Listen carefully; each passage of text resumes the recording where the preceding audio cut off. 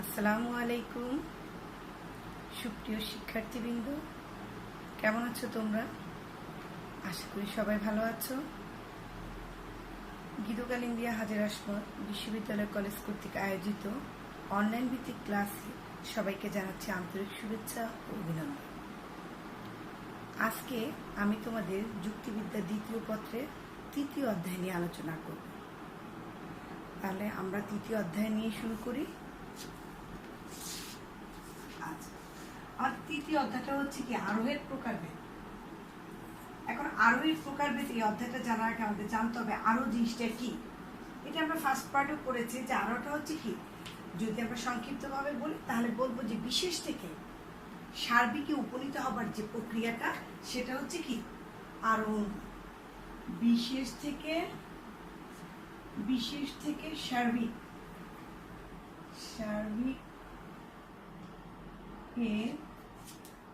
উপনীত হবার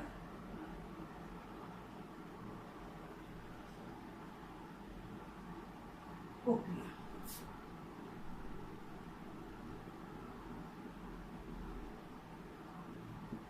এই আরোহমানকে আমরা একটা চার্টের সাথে দেখাবো যে তার প্রকারভেদটা।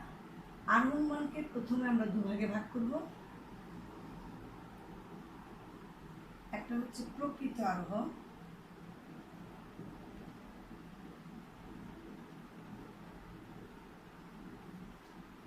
আরেকটা হচ্ছে অপ্রকৃত আরোহ।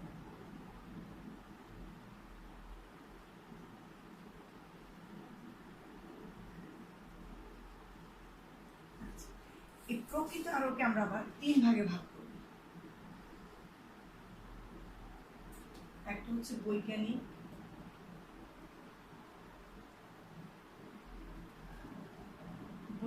আরোহ,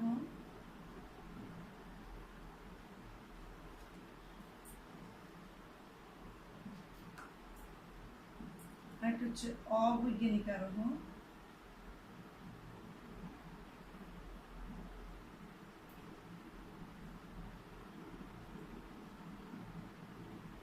আরেকটা হচ্ছে সাদৃশ্যানুমান।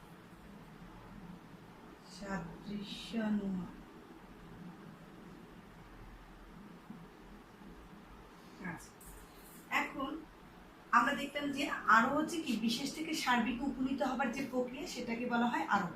এই আরোহকে দুভাগে ভাগ করা যায়, একটা হচ্ছে প্রকৃত আরোহ আর একটা হচ্ছে অপ্রকৃত আরোহ। প্রকৃত আরোহ জিনিসটা কি, যে আরোহের মধ্যে আরোহমূলক লম্ফ উপস্থিত থাকবে তাকে বলা হবে কি প্রকৃত আরোহ। আর যে আরোহের মধ্যে আরোহমূলক লম্ফটা উপস্থিত থাকবে না তাকে বলা হবে কি অপ্রকৃত আরোহ। এই প্রকৃত আরোহকে আমরা আবার তিন ভাগে ভাগ করব। একটা হচ্ছে বৈজ্ঞানিক আরোহ, একটা হচ্ছে অবৈজ্ঞানিক আরোহ, আর একটা হচ্ছে সাদৃশ্যানুমান। অপ্রকৃত আরোহকে ভাগ করা যাবে, এটা মনে হয় আজকে আমরা ক্লাসে কমপ্লিট করতে পারবো না, তাই আজকে আমরা প্রকৃত আরোহ নিয়ে আলোচনা করব। আচ্ছা, এখন আসো প্রকৃত আরোহের মধ্যে আমরা কি বলেছি, প্রকৃত আরোহ কাকে বলে, যে আরোহে আরোহমূলক লম্ফটা উপস্থিত থাকবে তাকে বলা হবে কি প্রকৃত আরোহ। এখন প্রশ্নে আসতে পারে যে আরোহমূলক লম্ফ জিনিসটা কি, সেটার জন্য আমরা একটা উদাহরণ দিচ্ছি, তাহলে আরোহমূলক লম্ফটা ক্লিয়ার হয়ে যাবে। রহিম হয় মরণশীল, করিম হয় মরণশীল,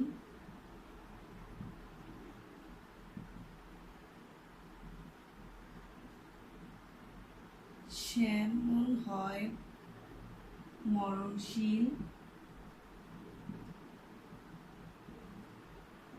অতএব আমরা সিদ্ধান্তে আসলাম সকল মানুষ হয় মরণশীল।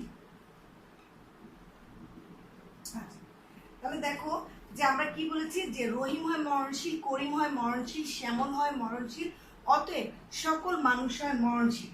এখানে দেখো রহিম, করিম, শ্যামল এই দৃষ্টান্তগুলো কি, এগুলো হচ্ছে সাধারণত কি বিশেষ দৃষ্টান্ত। এগুলো হচ্ছে আমাদের কি বিশেষ দৃষ্টান্ত। যখন আমরা বললাম সকল মানুষ হয় মরণশীল, তাহলে এটা কিরকম দৃষ্টান্ত হবে, এটা হচ্ছে সার্বিক দৃষ্টান্ত। কারণ আমরা আগেই পড়েছি ফার্স্ট পার্টে যে সকল বললে সেটা হবে কি সমগ্র পরিমাণ বুঝাইলেই সেটা হবে সার্বিক দৃষ্টান্ত। আর সিঙ্গেলি অল্প কিছু সংখ্যক যখন দৃষ্টান্ত বুঝাবে তখন সেটা হবে বিশেষ দৃষ্টান্ত। এখানে দেখো রহিমায় মরণশীল, করিমায় মরণশীল, শ্যামলায় মরণশীল বলে চলে গেল সকল মানুষের মরণশীল। এখানে বিশেষ আর সার্বিকের দৃষ্টান্তের এই যে মধ্যবর্তী কিন্তু একটা স্তর রয়েছে। এই যে মধ্যবর্তী স্তরের যে প্রক্রিয়াটা রয়েছে, মধ্যবর্তী একটা প্রক্রিয়া, সেখানে সব মানুষের কিন্তু মরণশীলতা হওয়ার পরেই কিন্তু আমরা বলতে পারি যে সকল মানুষের মরণশীল। কিন্তু এখানে এই মধ্যবর্তী স্তরটাকে যে আমরা অতিক্রম করেছি, এটাই হচ্ছে আরোহমূলক লম্ফ। তাহলে আরোহমূলক লম্ফ যদি কাকে বলে, আমরা বলবো যে আরোহমূলক লম্ফ হচ্ছে বিশেষ দৃষ্টান্ত এবং সার্বিক দৃষ্টান্তের মধ্যবর্তী স্তর বা মধ্যবর্তী স্থান অতিক্রম করার যে প্রক্রিয়া তাকে বলা হয় কি আরোহমূলক লম্ফ। তাহলে দেখো আমরা রহিম, করিম, শ্যামল থেকে আমরা কিন্তু এক লাফ দিয়ে চলে গেলাম কোথায়, সকল মানুষের মরণশীল। তাহলে প্রকৃত আরোহ জিনিসটা তোমরা বুঝতে পেরেছো নিশ্চয়ই, যে প্রকৃত আরোহ কাকে বলে, যে প্রকৃত আরোহ হচ্ছে যে আরোহে আরোহমূলক লম্ফ উপস্থিত থাকবে তাকে বলা হবে কি প্রকৃত আরোহ। তাহলে প্রকৃত আরোহের যে প্রকারভেদ আমরা বলেছি বৈজ্ঞানিক আরোহ, অবৈজ্ঞানিক আরোহ, সাদৃশ্য নয়, এই তিনটার মধ্যে কিন্তু কি আরোহমূলক লম্ফ উপস্থিত থাকবে। এবার আসো আমরা বৈজ্ঞানিক আরোহ নিয়ে একটু আলোচনা করি। বৈজ্ঞানিক আরোহ জিনিসটা কি? বৈজ্ঞানিক আরোহ যদি বলি তাহলে আমরা বিষয়টাকে একটু মুছে ফেলি, আমরা চারটাকে একটু মুছি। আচ্ছা, এখন আমরা বৈজ্ঞানিক আরোহ নিয়ে আলোচনা করব। তাহলে বৈজ্ঞানিক আরোহের যদি সংজ্ঞা আমাদের বলতে হয় তাহলে বলতে হবে যে আরোহণ মানে প্রকৃতির নিয়মানুবর্তিতা নীতি এবং কার্যকর নিয়মের উপর নির্ভর করে কয়েকটি বিশেষ দৃষ্টান্ত অভিজ্ঞতার আলোকে যখন আমরা একটা সার্বিক সংশ্লেষক যুক্তি বাক্যকে আমরা প্রকাশ করব বা স্থাপন করব তাকে বলা হবে কি বৈজ্ঞানিক আরোহ। তাহলে আসো আমরা বৈজ্ঞানিক আরোহের মধ্যে কতগুলো শব্দ পেলাম। প্রথম কি পেলাম, যে প্রকৃতির নিয়মানুবর্তিতা নীতি, প্রকৃতির নিয়মানুবর্তিতা নীতি, নিয়মানুবর্তিতা নীতি। এরপরে আমরা পেলাম কি, এরপরে আমরা পেলাম কার্যকারণ সম্পর্ক ও কার্যকারণ সম্পর্ক, কার্যকারণ সম্পর্ক পেলাম। তারপরে আমরা পেলাম কয়েকটি বিশেষ দৃষ্টান্ত, বিশেষ দৃষ্টান্ত। তারপরে আমরা পেলাম কি, একটি সার্বিক সংশ্লেষক যুক্তি বাক্য পেলাম, সার্বিক সংশ্লেষক যুক্তি বাক্য। তোমাদের পরীক্ষায় কিন্তু প্রায় এই বৈজ্ঞানিক আরোহ প্রশ্নটা আসে, সার্বিক সংশ্লেষক যুক্তি বাক্য।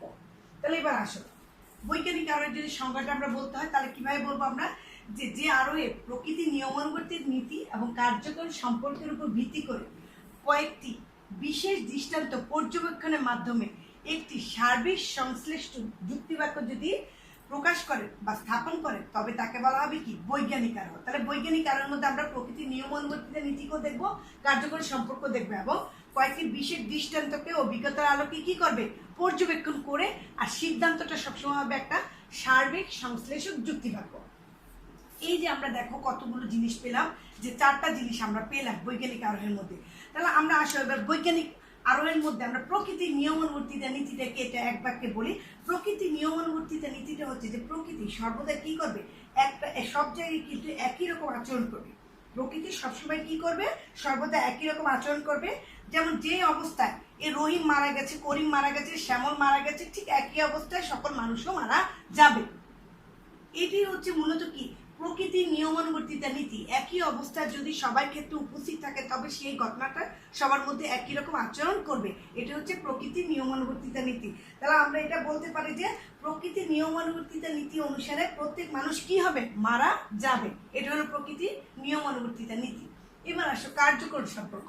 যদি বলি কার্যকর সম্পর্ক কি, তাহলে আমাদের বলতে হবে যে কার্যকর সম্পর্কটা হচ্ছে যে প্রতিটি কার্যের পেছনে একটি কারণ থাকবে, কার্য ছাড়া কোনো কারণ সংগঠিত হতে পারে না।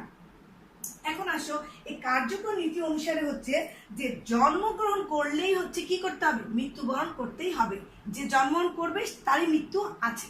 এটা হচ্ছে তাহলে প্রকৃতির নিয়মানুবর্তিতা নীতি অনুসারে সকল মানুষ মারা যাবে, আর কার্যকর নীতি অনুসারে কি জন্মগ্রহণ করলেই মরিতে হবে। তারপরে আসো বিশেষ দৃষ্টান্ত, সেটা তো আমরা জানলাম যে এগুলো হচ্ছে কি বিশেষ দৃষ্টান্ত।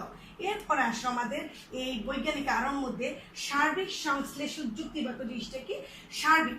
সার্বিক বাক্য কাকে বলে যদি আমাদের বলা হয়, তাহলে আমরা বলবো যখন কোনো যুক্তি বাক্যের বিধেয়টা যদি উদ্দেশ্য সম্পর্কে, বিধেয়টা যখন উদ্দেশ্য সম্পর্কে সার্বিক সকল পরিমাণ সম্পর্কে কোনো কিছু স্বীকার বা অস্বীকার করবে, তবে তাকে বলা হবে কি সার্বিক যুক্তি বাক্য। আর সংশ্লেষক কথাটা অর্থ হচ্ছে যে যুক্তি বাক্যের বিধেয় পদটা উদ্দেশ্য পদ সম্পর্কে সবসময় একটা নতুন তথ্য দিবে, নতুন তথ্য দিলে সেটা হবে কি সংশ্লেষক যুক্তি বাক্য। তাহলে দেখো আমরা প্রতিটা বিষয় সম্পর্কে কিন্তু ক্লিয়ার হলাম। এখন বৈজ্ঞানিক আরো কাকে বলে সংজ্ঞার মধ্যে কিন্তু বৈজ্ঞানিক আরোহের বৈশিষ্ট্য রয়ে গেছে। কিরকম? যে বৈজ্ঞানিক আরোহের মধ্যে প্রকৃতি নিয়মানুবর্তিত নীতি বিদ্যমান। তারপরে দ্বিতীয় একটা পয়েন্ট আমরা বলতে পারবো যে বৈজ্ঞানিক আরোহের মধ্যে কার্যকর সম্পর্ক বিদ্যমান। তারপরে বৈজ্ঞানিক আরোহের মধ্যে যদি আমাদেরকে বৈশিষ্ট্য বলতে বলে, যে বৈজ্ঞানিক আরোহের আরেকটা মূল বৈশিষ্ট্য যেটা আমরা বলবো, যেহেতু এটা হচ্ছে কি প্রকৃত আরোহ, আর প্রকৃত আরোহ একটা বৈশিষ্ট্য হচ্ছে তার মধ্যে কি থাকবে আরোহমূলক লম্ফ উপস্থিত থাকবে, এটা আরেকটা বৈশিষ্ট্য। এরপর আমরা বলতে পারি যে বৈজ্ঞানিক আরোহের মধ্যে সার্বিক সংশ্লেষক, মানে এটা সিদ্ধান্তটা সবসময় হবে কি সার্বিক সংশ্লেষক যুক্তিবাক্য স্থাপন করে সবসময় বৈজ্ঞানিক আরোহ। এই যে আমরা দেখো এখানে এর মধ্যে কিন্তু আমরা অলরেডি বেশ কয়েকটা কি বৈশিষ্ট্য বলে ফেলেছি। এই বৈশিষ্ট্যগুলো তোমরা কিন্তু পরীক্ষাতে দিতে হবে, যখন বৈজ্ঞানিক আরোহ সম্পর্কে আলোচনা করতে যাবে তখন তার সংজ্ঞাটা তোমাকে দিতে হবে, প্লাস বৈজ্ঞানিক আরোহের কতগুলো বৈশিষ্ট্য তোমাদের দিতে হবে। তাহলে সংজ্ঞাটা বুঝেছো যে প্রকৃতি নিয়মানুবর্তিতা নীতি ও কার্যকর সম্পর্কের উপর ভিত্তি করে কয়েকটি বিশেষ দৃষ্টান্ত পর্যবেক্ষণের মাধ্যমে যখন একটি সার্বিক সংশ্লেষক যুক্তিবাক্য স্থাপন করা হলে তবে তাকে বলা হবে কি বৈজ্ঞানিক আরোহ। আর প্রতিটা কথার ভিতরে এই যে প্রকৃতি নিয়মানুবর্তিতা নীতি, কার্যকর সম্পর্ক, সার্বিক সংশ্লেষক যুক্তিবাক্য, এগুলো তোমরা বৈশিষ্ট্যের মধ্যে দিয়ে দিবা, তাহলে তোমাদের জন্য ব্যাপারটা অনেক সুবিধা হবে। আর ওই যে আরেকটা বৈশিষ্ট্য বলেছে যে আরোহমূলক লম্ফ উপস্থিত থাকবে, সেটা বলবা। আরো কয়েকটা বইয়ে আছে, তোমরা সেগুলো মুখস্থ করে নেবা। এবার আসো আমরা যে এই বৈজ্ঞানিক আরোহের পরে আমরা যে আমাদের আরেকটা আরোহ আছে সেটা হচ্ছে কি অবৈজ্ঞানিক আরোহ, সেটা নিয়ে আমরা আলোচনা করি। তাহলে আমরা বৈজ্ঞানিক আরোহটা মুছে ফেলি। আচ্ছা, এরপর আসো আমরা কি বলেছি অবৈজ্ঞানিক আরোহ। তাহলে অবৈজ্ঞানিক আরোহের যদি আমরা সংজ্ঞা বলতে যাই তাহলে আমরা বলবো কার্যকর সম্পর্ক ছাড়া। আমরা এর আগে কিন্তু বলেছি কার্যকর সম্পর্ক থাকতে হবে, আর এটাতে বললাম কি কার্যকর সম্পর্ক ছাড়া কেবল প্রকৃতির নিয়ম অনুবর্তী নীতি বা প্রতিকূল দৃষ্টান্ত রহিত অভিজ্ঞতার আলোকে যে আরোহ অনুমান একটি সার্বিক সংশ্লেষক যুক্তিবাক্য প্রকাশ করবে তাকে বলা হবে কি অবৈজ্ঞানিক আরোহ। তাহলে আমার সংজ্ঞাটা অনেক কঠিন মনে হলো, কিন্তু আমি সংজ্ঞাটাকে একটু ক্লিয়ার করি। বিষয়টা কি বলেছি, অবৈজ্ঞানিক আরোহ কাকে বলে? অবৈজ্ঞানিক আরোহের মধ্যে মানে মূল কথাটা আমি তোমাদেরকে বলি যে তার মধ্যে প্রকৃতির নিয়মানুবর্তিতা নীতি থাকবে কিন্তু কার্যকর সম্পর্ক থাকবে না। এক। 2 নম্বর বক্তব্য হচ্ছে এটার মধ্যে শুধুমাত্র অনুকূল দৃষ্টান্ত থাকবে, কোনো প্রতিকূল দৃষ্টান্ত থাকবে না। তাহলে আমরা দেখলাম যে যদি আমরা বলি অবৈজ্ঞানিক আরোহ কাকে বলে, তাহলে আমরা এইভাবে বলবো যে কার্যকর সম্পর্ক প্রতিষ্ঠা ছাড়া, তাহলে বাদ দিলাম আমরা, তাহলে কি থাকতে হবে প্রকৃতির নিয়মানুবর্তিতা নীতি থাকবে, প্রকৃতির নিয়মানুবর্তিতা নীতি, প্রকৃতির নিয়মানুবর্তিতা নীতি বা প্রতিকূল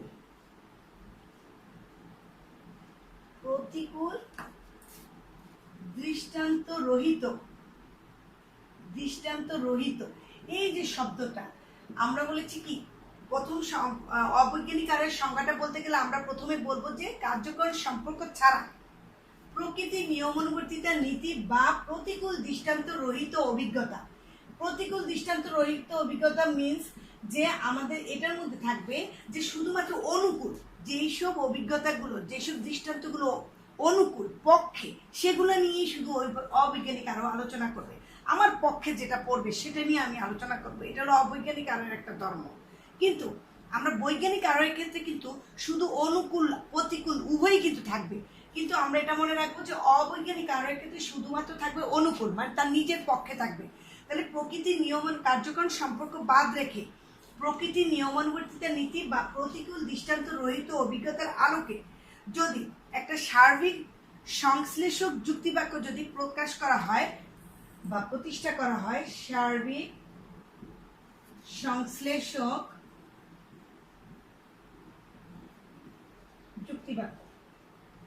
যুক্তিবাক্য যদি প্রতিষ্ঠা করা হয় তবে বা স্থাপন করা হয় তবে তাকে বলা হবে কি অবৈজ্ঞানিক আরোহ বলে। তাহলে অবৈজ্ঞানিক আরোহের সংজ্ঞাটাকে আবার বলি যে কার্যকরণ সম্পর্ক ছাড়া, তাহলে আমরা বাদ দিলাম কি কার্যকরণ সম্পর্ক এটার মধ্যে থাকতে পারবে না। কার্যকর সম্পর্ক ছাড়া প্রকৃতির নিয়মানুবর্তিতা নীতি বা প্রতিকূল দৃষ্টান্ত রহিত অভিজ্ঞতা ভিত্তিতে যদি একটি সার্বিক সংশ্লেষক যুক্তিবাক্য প্রকাশ করা হয় তবে তাকে বলা হবে কি অবৈজ্ঞানিক আরোহ। তাহলে অবৈজ্ঞানিক আরোহের ক্ষেত্রে আমরা প্রকৃতির নিয়মানুবর্তিতা নীতিকে দেখেছি কিন্তু আমরা কার্যকর সম্পর্ককে দেখতে পাইনি। আবার এবার আসো যে অবৈজ্ঞানিক আরোহের যদি আমরা একটা সংজ্ঞা দিই বা উদাহরণ দিই তাহলে বিষয়টা কেমন হয় দেখি আমরা। যেমন যদি আমি বলি যে আমি এ যাবৎ আমি যতগুলো কাক দেখেছি তার সবই কি কাক কালো। আমি এ পর্যন্ত যত কাক দেখেছি তার সবই হচ্ছে কালো, অতএব সকল কাক হয় কালো। কিন্তু সকল কাক হয় কালো এটা তো আমি আমার প্রতিকূল আমার অনুকূলে আমি কিন্তু এটা প্রমাণটাকে নিয়ে আমি বলেছি। কিন্তু অনেক সময় আমরা কিন্তু একবার দেখেছিলাম যে অস্ট্রেলিয়াতে কিন্তু সাদা কাকের উপস্থিতি দেখা গেছে। তাহলে সেটা সম্পর্কে আমার ধারণা নাই, কিন্তু আমি কি করলাম বিষয়টা শুধু আমার অনুকূলে যেটা আছে সেটার ভিত্তিতে কিন্তু আমরা কথাটা বলেছি। এটাই মূলত হচ্ছে কি অবৈজ্ঞানিক আরোহ। তাহলে অবৈজ্ঞানিক আরোহের সংজ্ঞা যদি উদাহরণ যদি দিই তাহলে আমরা বলবো যে আমি এ পর্যন্ত বা আমি এ যাবৎ যত কাক দেখেছি তার সবই কালো, সুতরাং সকল কাক হয় কালো। এই জাতীয় যদি কোনো রকমের দৃষ্টান্ত বা কোনো রকমের যদি তোমার সৃজনশীল প্রশ্ন আসে তাহলে তোমরা বুঝবা যে আমি এই পর্যন্ত যা দেখেছি এরকম যদি কোনো কথা বলা থাকে তাহলে সেগুলো হবে কি অবৈজ্ঞানিক আরোহ। তাহলে এবার আসো বৈজ্ঞানিক আর অবৈজ্ঞানিক আরোহের মধ্যে আমরা একটু পার্থক্য দেখবো। তার আগে চলো অবৈজ্ঞানিক আরোহের কিছু বৈশিষ্ট্যগুলো আমরা যদি বলি তাহলে প্রথমেই বলবো যে অবৈজ্ঞানিক আরোহের ক্ষেত্রে কি প্রকৃতির নিয়মানুবর্তী নীতির উপর নির্ভরশীল, এটা আমরা বলবো। তারপরে আমরা বলবো যে অবৈজ্ঞানিক আরোহের মধ্যে সবসময় অনুকূল দৃষ্টান্ত বিদ্যমান। তারপরে আমরা বলতে পারি যে অবৈজ্ঞানিক আরোহ কি আরোহমূলক লম্ফ উপস্থিত থাকবে। আবার বলতে পারি আমরা অবৈজ্ঞানিক আরোহের মধ্যে কি এটা একটা সার্বিক সংশ্লেষক যুক্তিবাক্য। তাহলে সার্বিক মানে কি, সার্বিক মানে আমরা বলেছি কি যে আরোহের ক্ষেত্রে দেখা যাবে যে যদি এটা ভিডিওটা উদ্দেশ্য সম্পর্কে সার্বিক পরিমাণ সম্পর্কে বা সমগ্র পরিমাণ সম্পর্কে কোনো কিছু স্বীকার বা অস্বীকার করে তবে তাকে বলা হবে কি সার্বিক যুক্তিবাক্য। আর সংশ্লেষক যুক্তিবাক্য তো বলেছি যে যুক্তিবাক্যের ভিডিওটা কি করো উদ্দেশ্য পদ সম্পর্কে কোনো নতুন তথ্য প্রদান করে তবে তাকে বলা হবে কি সংশ্লেষক যুক্তিবাক্য। তাহলে আমরা বৈজ্ঞানিক এবং অবৈজ্ঞানিক আরোহের বৈশিষ্ট্যগুলো আমরা পেলাম। এবার আসো আমরা বৈজ্ঞানিক এবং অবৈজ্ঞানিক আরোহের মধ্যে কিছুটা পার্থক্য আমরা একটু আলোচনা করি। তার আগে আমরা এই বিষয়টাকে একটু মুছে ফেলি। আচ্ছা এবার আসো আমরা আমাদের প্রায় পরীক্ষা থাকে যে বৈজ্ঞানিক এবং অবৈজ্ঞানিক আরোহের মধ্যে পার্থক্য। এই বৈজ্ঞানিক আর অবৈজ্ঞানিক আরোহের মধ্যে পার্থক্যের ক্ষেত্রে আমরা প্রথমে এদের সংজ্ঞাগত পার্থক্যটা দেব। সংজ্ঞাগত পার্থক্য যেভাবে আমরা বলতে পারি, যেহেতু আমরা সংজ্ঞা আগে লিখবো সেক্ষেত্রে আমরা এভাবে বলতে পারি যে বৈজ্ঞানিক আরোহের ক্ষেত্রে প্রথম পার্থক্যের ক্ষেত্রে আমাদের এটা আসবে যে বৈজ্ঞানিক আরোহের ক্ষেত্রে থাকবে কি প্রকৃতির নিয়মানুবর্তিতা নীতি ও কার্যকারণ সম্পর্ক বিদ্যমান। বৈজ্ঞানিক আরোহের মধ্যে প্রকৃতির নিয়মানুবর্তিতা নীতি এবং কার্যকরণ সম্পর্ক বিদ্যমান। আর তাহলে অবৈজ্ঞানিক আরোহের ক্ষেত্রে আমরা কি বলেছি, অবৈজ্ঞানিক আরোহের ক্ষেত্রে শুধুমাত্র প্রকৃতির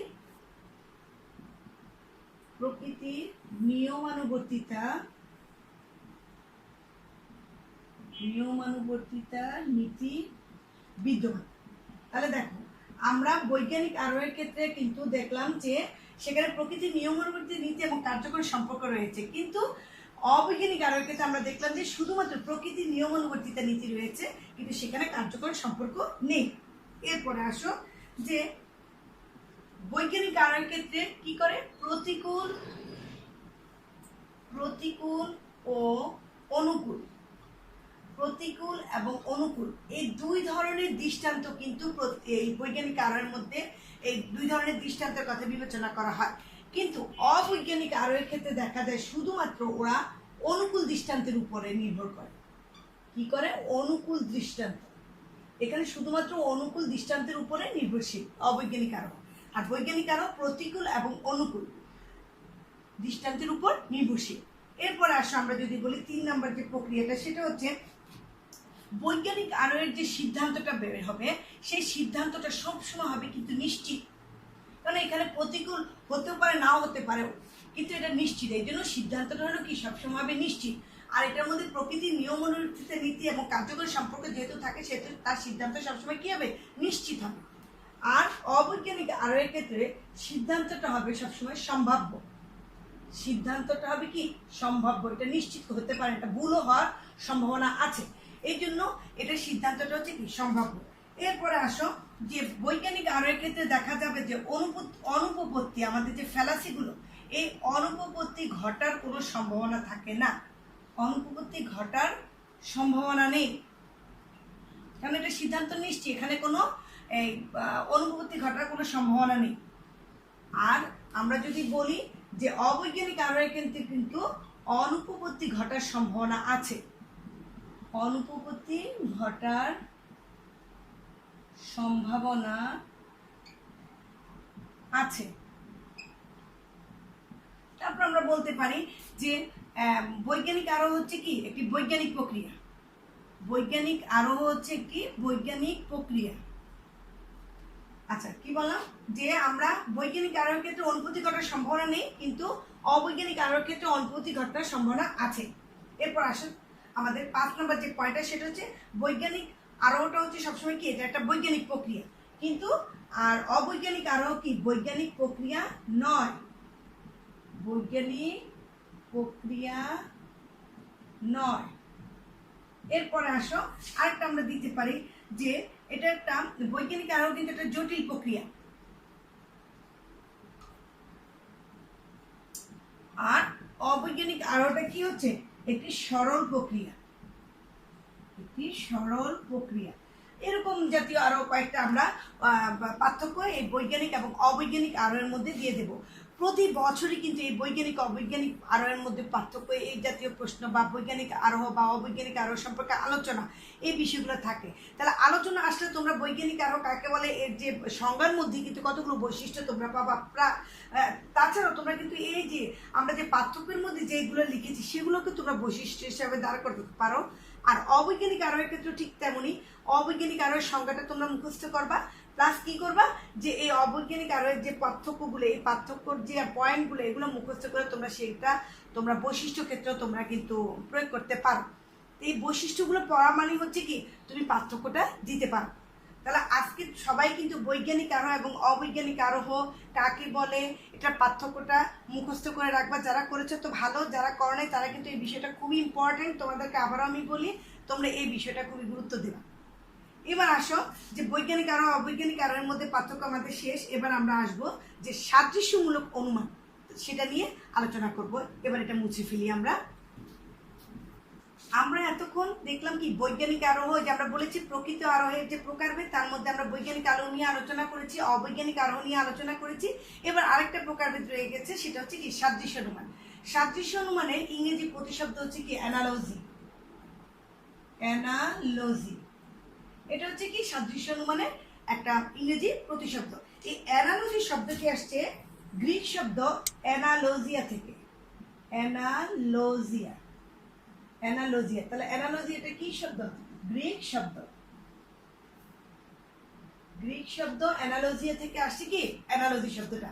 তাহলে এই অ্যানালজিয়া শব্দের অর্থটা হচ্ছে অনুপাতের সমতা, এটার অর্থটা হচ্ছে কি অনুপাতের সমতা।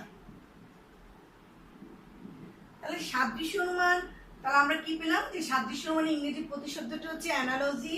অ্যানালজি শব্দটি গ্রিক শব্দ অ্যানালোজিয়া থেকে এসেছে, আর অ্যানালোজিয়া শব্দের অর্থ হচ্ছে অনুপাতের সমতা।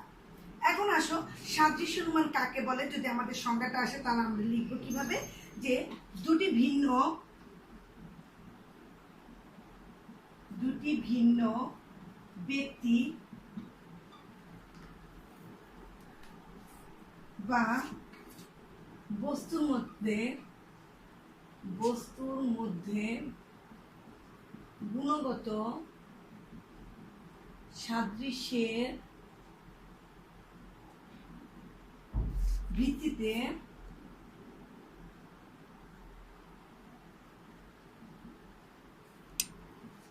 নতুন কোনো নতুন কোনো গুণের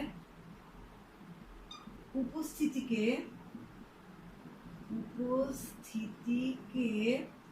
সাদৃশ্যানুমান বলে। সাদৃশ্যানুমান বলে।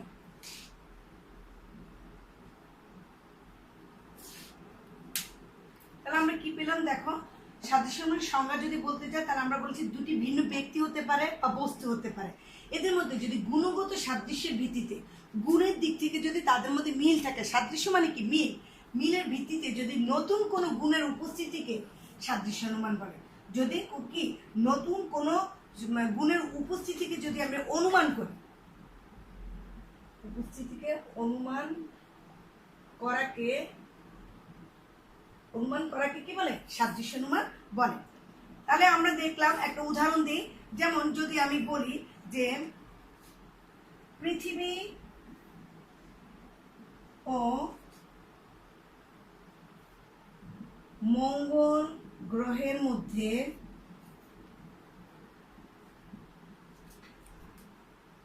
গুণগত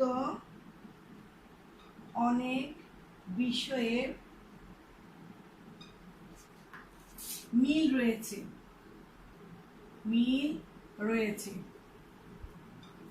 এই আমার একটা বাক্য। আমি আরেকটা বাক্য লিখলাম যে পৃথিবীতে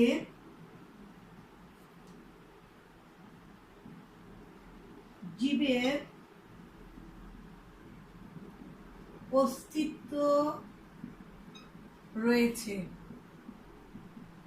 অতএব, আমার দ্বিতীয় বাক্য শেষ, এবার আসে আমার সিদ্ধান্ত। অতএব মঙ্গল গ্রহেও জীবের অস্তিত্ব রয়েছে। এই যে বিষয়টা আসো যে কি বলেছে, যে পৃথিবী ও মঙ্গল গ্রহের মধ্যে গুণগত অনেক বেশি মিল রয়েছে। পৃথিবীতে যেহেতু জীবের অস্তিত্ব রয়েছে, মঙ্গল গ্রহে জীবের অস্তিত্ব রয়েছে। এখন আমাকে বলা হচ্ছে সংজ্ঞাটা ছিল এরকম, দুটি ভিন্ন ব্যক্তি বা বস্তুর মধ্যে, এই যে দুইটা ভিন্ন বস্তুর মধ্যে পৃথিবী এবং মঙ্গল গ্রহ, এর মধ্যে গুণগত সাদৃশ্যের আলোকে, এই যে বলেছি আমরা গুণগত অনেক বিষয়ে মিল রয়েছে, এই গুণগত বিষয়ে অনেক বিষয়ে মিল মানে কি, সাদৃশ্যের ভিত্তিতে আমরা নতুন একটা কোনো গুণের উপস্থিতি একটা অনুমান করেছি। কিভাবে অনুমান করেছি, যেহেতু গুণগত অনেক বেশি মিল রয়েছে, সেহেতু পৃথিবীতে যেহেতু জীবের অস্তিত্ব রয়েছে, সেহেতু মঙ্গল গ্রহে জীবের অস্তিত্ব থাকতে পারে। এই যে অনুমান করাটা, এই নতুন একটা গুণ। নতুন কোন গুণটা? নতুন গুণটা হচ্ছে মঙ্গল গ্রহে জীবের অস্তিত্ব রয়েছে, এটা হচ্ছে আমার নতুন গুণ। এই নতুন গুণের উপস্থিতিটাকে বলা হয় কি, সাদৃশ্যানুমান। তাহলে আমরা দেখলাম সাদৃশ্যানুমান হচ্ছে দুটি ভিন্ন ব্যক্তি বা বস্তুর মধ্যে গুণগত সাদৃশ্যের ভিত্তিতে নতুন কোনো গুণের উপস্থিতি যদি অনুমান করা হয়, তবে তাকে বলা হবে কি, সাদৃশ্যানুমান। এই সাদৃশ্যানুমানকে কিন্তু দুভাগে ভাগ করা যায়। আচ্ছা, এখন দেখো সাদৃশ্যানুমানকে আমরা দুভাগে ভাগ করতে পারি, একটা হচ্ছে সাধু সাদৃশ্যানুমান, আর একটা হচ্ছে কি অসাধু সাদৃশ্যানুমান। সাধু সাদৃশ্যানুমান কাকে বলে, যে সাদৃশ্যানুমানে মৌলিক ও গুরুত্বপূর্ণ বিষয়ের সাদৃশ্যের ভিত্তিতে যদি আমরা সিদ্ধান্ত স্থাপন করি, তবে তাকে বলা হবে সাধু সাদৃশ্যানুমান। তাহলে এর মধ্যে গুরুত্বপূর্ণ বিষয়টা হচ্ছে কি, এখানে মৌলিক থাকবে আর কি প্রাসঙ্গিক থাকবে। মৌলিক, প্রাসঙ্গিক আর গুরুত্বপূর্ণ। এই গুরুত্বপূর্ণ বিষয়ের ভিত্তিতে যদি কোনো রকমের আমরা কি করি, সাদৃশ্য খুঁজি, তাহলে আমরা কি বলেছি, যে সাদৃশ্য মানে মৌলিক ও গুরুত্বপূর্ণ বা আমরা যদি প্রাসঙ্গিক বিষয়ের ভিত্তিতে যদি সিদ্ধান্ত স্থাপন করা হয়, তবে তাকে বলে সাধু সাদৃশ্য অনুমান। সেটা একটা উদাহরণ দিই, যেমন দুটি গাছের মধ্যে যদি আমরা বলি যে দুটি গাছের মধ্যে কাণ্ড, শাখা, প্রশাখা, পাতা, ফুল ইত্যাদি দিক থেকে মিল রয়েছে, সব দিক দিয়ে কিন্তু মিল। অতএব ফলের দিক দিয়ে গাছ দুটির মধ্যে কি থাকতে পারে, মিল থাকবে। মিল থাকাটা স্বাভাবিক, যেহেতু এটা কাণ্ড, শাখা, প্রশাখা, পাতা, ফুল যদি একরকম হয়, একটা গাছে আরেকটা গাছেরও যদি একই রকম হয়, মিল যদি থাকে, তবে তাদের ফল কি একই রকম হবে। তাহলে এখানে দেখা যাচ্ছে যে সাদৃশ্য যে আমরা করেছি সেগুলো হলো কি মৌলিক এবং গুরুত্বপূর্ণ বিষয়ের ভিত্তিতে। আর অসাধু সাদৃশ্যমানটা হচ্ছে এখানে থাকবে হলো অমৌলিক, এটা থাকবে কি অমৌলিক, অপ্রাসঙ্গিক, মানে ওইটা সব উল্টাটা থাকবে, যে অমৌলিক, অপ্রাসঙ্গিক, এটা গুরুত্বপূর্ণ, এটা হবে কি গুরুত্বহীন। তাহলে আমরা যদি সংজ্ঞাটা এভাবে বলি যে সাদৃশ্য মানে অমৌলিক, বাহ্যিক, অপ্রাসঙ্গিক, গুরুত্বহীন বিষয়ে সাদৃশ্যের ভিত্তিতে যদি সিদ্ধান্ত গ্রহণ করা হয়, তবে তাকে বলা হবে কি অসাধু অনুমান। এই অসাধু যে সাদৃশ্য অনুমান, এটার একটা উদাহরণ দিলে তোমরা বুঝবা। যেমন যদি আমরা বলি যে পাখির মতো বিমান উপরে উঠে এবং নিচে নামে, পাখি ডিম পারে অতএব বিমানও ডিম পারে। তো এই বিষয়টা কি? এই বিষয়টা হচ্ছে একটা অসাধু সাদৃশ্য অনুমান। প্রায় পরীক্ষাতে এই বিষয় দুটোও থাকে। তাহলে তোমাদের এই চ্যাপ্টারের মধ্যে বৈজ্ঞানিক আরোহ, অবৈজ্ঞানিক আরোহ এবং সাধু সাদৃশ্য অনুমান, অসাধু সাদৃশ্য অনুমান, সাদৃশ্য অনুমান, এগুলো খুব ভালো করে পড়বে। আজকে এই পর্যন্তই থাকুক, আমরা নেক্সট ক্লাসে বাকি অপ্রকৃত আরোহ নিয়ে আলোচনা করব। তাহলে ভালো থাকো, সুস্থ থাকো, আল্লাহ হাফিজ।